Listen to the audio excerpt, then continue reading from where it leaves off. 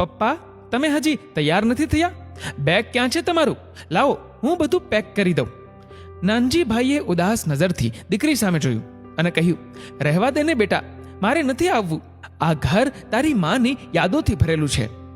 નિશાની પણ આંખો ભરાઈ આવી અને કહ્યું, પપ્પા, મમ્મીને ગયાને 6 મહિના થઈ ગયા અને હવે તો તમારી તબિયત પણ ઠીક નથી રહેતી. હું તમને એકલા કેમ છોડી શકું? તમે મારી સાથે આવો છો મારા ઘરે, બસ. દીકરી, પણ હું તારા ઘરે કેવી રીતે રહી શકું? દીકરીના ઘરનું તો પાણી પણ ના પીવાય અને તારા સાસુ સસરા પણ છે. તું એમની સેવા કરીશ કે મારી? અને એ લોકોને સારું પણ નહીં લાગે. કહેવાય તો હું એક બહારનો માણસ ને. પપ્પા, તમે એ લોકોની ચિંતા ના કરો. મારી સાથે એમનો વ્યવહાર ખૂબ સારો છે અને વળી વિશાલ પણ તમારું કેટલું સન્માન કરે છે. નિશા નાનજીભાઈનો હાથ પોતાના હાથમાં લઈને બેસી ગઈ અને કહ્યું, આગલા વખતે તમને શુગરનો અટેક આવ્યો હતો. કેટલી મુશ્કેલીથી. બોલતા બોલતા આંખોમાંથી આંસુ વહી ગયા. પપ્પા, હું તમારી એકલૌતી દીકરી છું. તમારી બધી જ જવાબદારી મારી છે. હું કશું જ સાંભળવા નથી માંગતી. તમે મારા ઘરે આવો છો, બસ.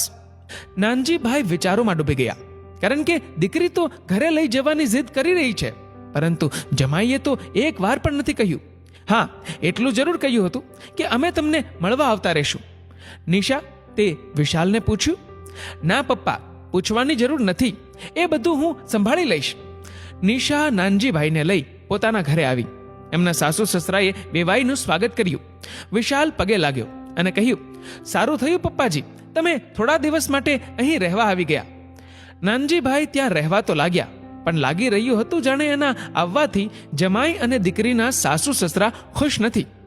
એક દિવસ નાનજીભાઈ બહાર લોનમાં આંટા મારી રહ્યા હતા. અચાનક એને વિશાલનો અવાજ સંભળાયો. નિશા, તારા પપ્પા અહીંયા કેટલા દિવસ રોકાવાના છે? નિશાએ કહ્યું, કેમ? આવું કેમ પૂછો છો? ત્યાં એનું છે પણ કોણ? અને ઉપરથી એમની તબિયત પણ સારી નથી. અરે, તું સમજતી નથી. અમને તો અમારા જ ઘરમાં અજીબ લાગી રહ્યું છે. અમને? કોને? અચ્છા, મમ્મી પપ્પાએ કહ્યું તમને? હવે તું જે સમજે. અને હા, તું એમની ત્યાં પણ વ્યવસ્થા કરી શકે છો. પૈસાની ક્યાં કમી છે તારા પપ્પા પાસે? નોકર ચાકર રાખીને સેવા પણ કરાવી શકે છે. નાનજીભાઈ હવે વધારે સાંભળવા નહોતા માંગતા. પોતાના રૂમમાં ગયા અને પાછું પોતાના ઘર તરફ જવાની તૈયારી કરવા લાગ્યા. નિશાએ કહ્યું, પપ્પા, તમારે ક્યાંય નથી જવાનું. નાનજીભાઈએ કહ્યું, નિશા, તું મારી ચિંતા ના કર. પોતાના પતિ અને સાસુ સસરાનું ધ્યાન રાખ. હું મારો ખ્યાલ રાખી શકું છું. અને બેટા, આમ પણ ઘણા દિવસો થઈ ગયા. હવે મારે જવું જોઈએ. નિશાએ કહ્યું,